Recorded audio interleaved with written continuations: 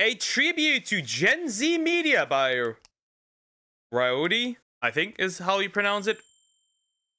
Technically, the A and O would make an sound in Germany, but okay. We'll see. Gen Z media, time to dwell in memories. Every generation thinks they have the best movies, music. We definitely don't. We definitely don't. Or do we? We may. We may not. It depends. TV shows and books. One thing we can argue with already. Gen Alpha won't. Gen Alpha won't. And as a member of Gen Z, let me just say that we definitely do. Let's start out with TV, and more specifically, cartoons. The hyper-ironic What do we have here? What do we have here? 8 minutes become 28 with your yapping. Exactly. What do we have here? Well, Pokemon, that makes sense. Total drama action, never watched that. Ben 10, yeah, okay. Oh, I've watched this as well. These Idiots as well. I've watched These Idiots. Not this. Not this. Yeah, I probably grew up mostly with non-Gen Z media, maybe. Potentially. Cartoons. The hyper-ironic, random humor Gen Z is known for really just stems from the cartoons we grew up watching. I mean, the most popular cartoon. Well, I watched SpongeBob, and my mom had this. I don't know whose parents had this, but my mom had this.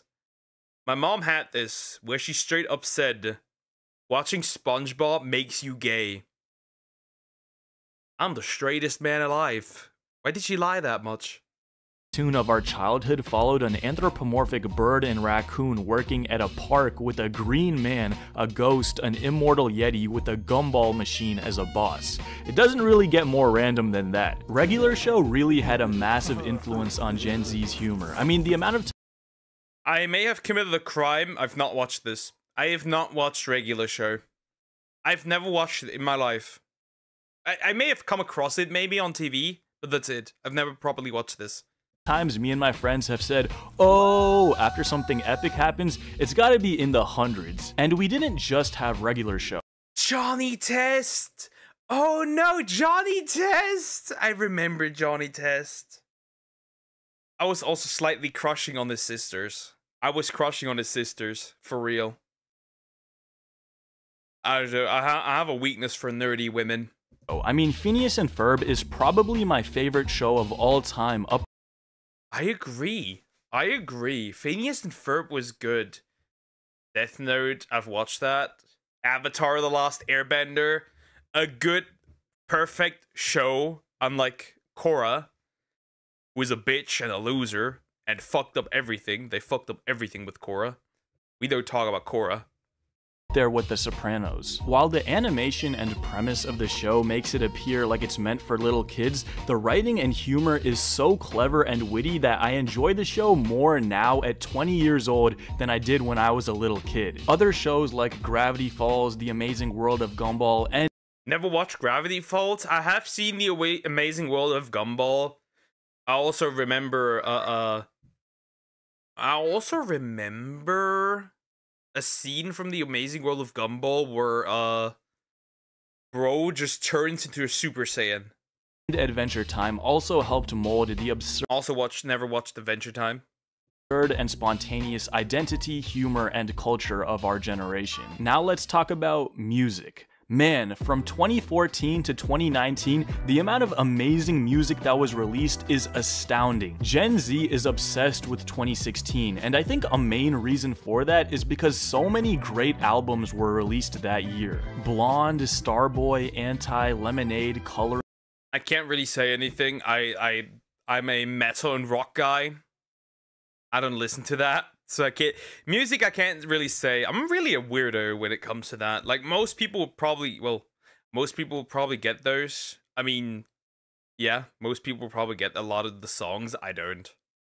book, Black Star, The Life of Pablo, Untitled, Unmastered, Views, Awaken My Love. I mean, 2016 Uzi has basically become a mythical figure because of his consistency and output during that year. And I'm not saying these are necessarily Gen Z albums, but usually the music that's the most important to you is the music that was released during your formative years, and I just gotta say, we low-key win. Like, yeah, I'll admit we didn't have Michael Jackson or Biggie or Wolfgang Amadeus Mozart, but bro, do you know who we got? My man Fetty Wap. Listen, I'm not even being ironic. Fetty Wap at his peak had the entire world in the palm of his hand. Bro, I know you remember. I don't know who this is. I did not grow up with hip hop, rap, and all that stuff. I did not, like, even like in Germany when we have German rap and hip hop and that stuff. I just never had that. I just never got into that. It's just not my music. 1738 and I got this sewed up. And he had other hits like My Way, RGF Island, and again, Fetty Wap was really the— Okay, I actually do know that song. But not because I listened to it as a kid. Or like as a teenager. Because I've heard it recently. German rap goes hard.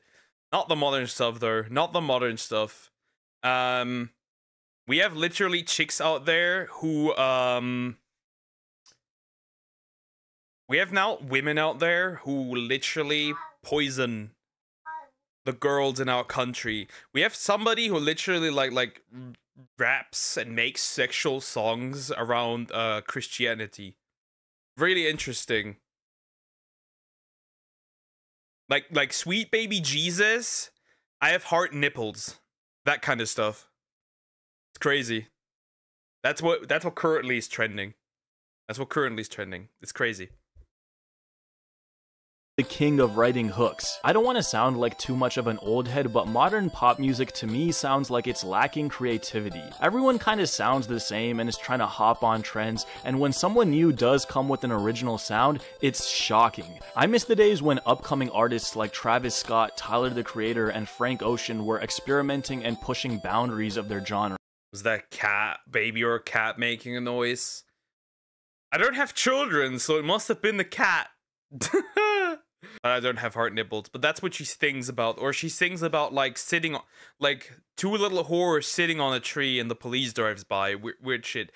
She took children's songs and they're like really degenerate shit as well. And while these guys are still at the top of their game, the new artists to take their place just don't do it for me. I still remember I was in 8th grade when Igor dropped, and I was blown away. It was equal parts soul, pop, and hip-hop. There was a complete narrative through the entire album. The music videos were beautiful. It was creativity at its peak. The greatest thing about this era of music was that there was something for everyone. There were plenty of pop radio hits, hip-hop was going through its second prime, new wave R&B was on the rise, and artists were starting to mature and find their own. I can't really say anything about this music. I've never listened to that stuff. I was like I said, I'm a rock and metal kid. Like Sabaton, a lot of Skillet. What else? Nightwish. Those kind of things. Sound. I couldn't be happier with the music Gen Z grew up with, and the same goes for video games. If there's one video game that would define our generation, it's obviously Minecraft. I really don't know what to say about Minecraft that hasn't already been said. I mean, yeah, I think that's one most of the Zoomers can relate to, playing Minecraft. I played so much Minecraft on the PlayStation 3, so much. I wish I still had those worlds, not gonna lie, because I would hop on the more simpler version of Minecraft. I'll be real. Slipknot peak. True, Slipknot is good. Slipknot's good. I like Slipknot. I also like a more newer thing which is called Citizen Soldier. That's good stuff as well. That's good stuff. It's also like you know, a bit more on the therapy side and mental health stuff. So I really like that. Ariana is cool though. She's alright. I'm a heavy metal and K-pop girl. I don't really listen to much K-pop. I don't listen to any K-pop really at all. Rarely. Rarely. I do like some Japanese songs though.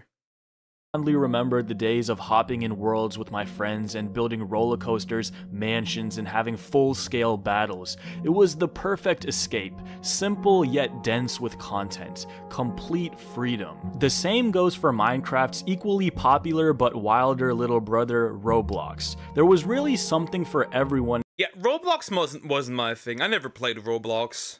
I only played it nowadays because there's a lot of monster taming games on there, and that's my genre. That's pretty much it. But I never touched Roblox really. In Roblox, sports games, as a kid. Fashion games, tycoon games, mystery games. There was so much content and room for creativity and fun for a young mind. And I think we can all agree that sports games peaked during our childhood. 2K16 is probably my most played game of all time. It really is the perfect basketball game, and bro, how can we forget those old FIFA soundtracks? I need to know now. Unfortunately, these days, sports games fuck the sports games made by EA. We fucking sports, chat. We fucking sports. I sunk hours in this. Hours. And I mean hundreds upon hundreds of hours constantly trying to break new records, play better, fuck up family relationships with that game. So much. Wii Sports is where it was at. Terrible. Is this our Cheeto? Sounds like him. No, it's not our Cheeto. It does sound similar though, yeah. Have been watered down to over-monetized recycled slop held hostage by corporate overlords. But I still remember the days of try-harding on my park and having intense battles with my brother on Madden. We even witnessed mobile games like Clash of Clans and Clash Royale take over. Clash of Clans was fine. I witnessed the downfall of Clash Royale. I witnessed that. I witnessed that. That was interesting because they fucked up the game completely. You want sports? Play OG Call of Duty. I never played Call of Duty. I was a Killzone kid. The zeitgeist of our generation. And of course, who can forget Flappy Bird? When it comes to Gen Z, I feel like I have to talk about books, and really one specific book series, Diary of a Wimpy Kid. I don't think there's ever been or ever will be another. I've never read. Is it the crime that I've never read these books? I've never read these books. It may be a crime, but I've never read these. I've never read these books. I never had interest in these. Like, I know that they existed, but that was just not my thing. I was reading novels as a kid. Book series like Diary of a Wimpy Kid. Much like the cartoons we grew up watching, this book series had a profound impact on the culture and humor of Gen Z. While most children's books try to teach good values like honesty and hard work, Jeff Kinney throws all of that out of the window. Greg Heffley is cynical, self-serving, opportunistic, lies, cheats, and always tries to find a shortcut. Basically, Greg Heffley is the most honest children's book character we've ever seen. I think because Gen Z has always been hyper-aware, we reject overly righteous. The main character who learned the power of friendship, the villain who's trained for over 500 years. That's kind of true, though. Though we are also in the generation. We are also in the generations where villains have limits to how evil they can actually be. Oh, I'm a genocidal maniac, but I'm not homophobic. That kind of thing. I really hated that. I really hate that concept of modern villains. Oh, I'm a genocidal maniac, but I could never be a bigot. As if you care.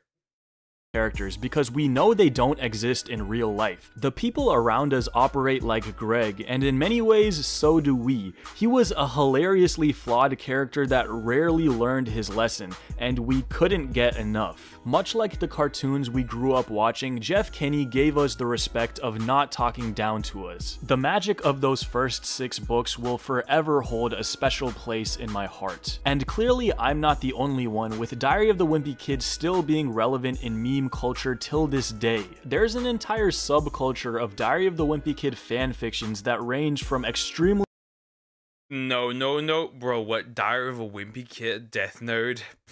It's crazy. That's crazy. That is crazy. That's no longer the diary, bro. That's no longer the diary. But yeah, I see the vision. I see the vision. Hilarious to downright depressing. And from time to time, I still read through this book series because it has a distinct comfort and charm that I can't find anywhere else. If we're gonna talk about Gen Z media, then it's only right that we talk about Gen Z social media. While short form apps like Vine and TikTok have been huge during our childhood, culturally nothing. Not the watermelon. Not the watermelon. The watermelon guy. The watermelon. He says watermelon, but it's watermelon. But yeah, he says it like that. I remember that. Oh fuck, dude. Shit.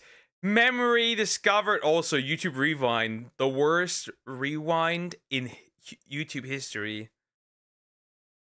Diary of a Wimpy Kid movies were good, to be honest. Yeah, too bad. The guy, I think in one of the movies, if I remember correctly, they casted a new guy, and that new guy got so much hate, and he wasn't even at fault. Like death threats, everything. The watermelon. Exactly. Really comes close to YouTube. I'm genuinely glad I got to witness the old days of YouTube. The days of FNAF Let's Play. True. I'm still a great connoisseur of old school Let's Plays, which is why I love Trigger Conroy so much.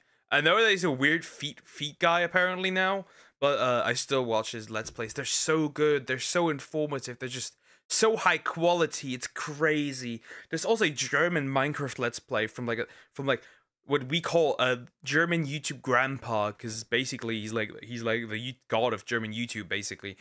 And like, holy shit, it's just so good. It's just so fucking good. Old Let's Plays, which is so good. Yeah, the Rod replacement got rinsed for that role. Yeah, that I think that one was it actually. I think it was a Sunny V2 video that I reacted to. Yeah, that one was it. OG phase, back when H3H3 was making hilarious commentary videos. Casey Neistat's daily vlog, the rise of animation. Well, now H3H3 is suing retards, and they deserve it. How's the GoFundMe going, Denims? Channels. There was so much diverse content, but of all the great channels we grew up with, for me, one of them stands above the rest as the greatest YouTuber of all time. A man who defined the humor for a generation of children. Yo, what's up? My name is Ardizzle for shizzle my nizzle off the hizzle. Ryan Higa. It's really hard for me to put into words how much Ryan Higa. I never watched him. That was never my thing. I never watched him. I think I was very much a Markiplier guy back in the day already. Because I love that man. That man was great. Higa's videos mean to me. He was literally the first YouTuber I ever watched. For the longest time, I thought YouTube was just a place for music videos until one day my friend showed me Rustin Heber. It was an eye-opening moment. He was edgy but also genuinely funny and made clever social commentary. I still yeah, I've never watched him all went out best. I also remember Boy in a Band, who eventually was outed to have his band in boys. if you catch my drift. Don't forget the legend, the pink guy. You mean I don't know who you mean. Also, I forgot, who was it called? Filthy Frank. That was also one that I remember pretty well. Welcome to the rice fields, motherfucker. Distinctly remember the days in middle school of watching Dear Ryan's on the bus ride home. He was truly one of the first personal brands on YouTube, and I think we all need to thank him for paving the way. So Ryan, I think there's only one thing left to say. And follow me on Instagram. I'm posting there once we hit 40,000 subscribers. Joji, dude. I have no, like I said, I have no idea.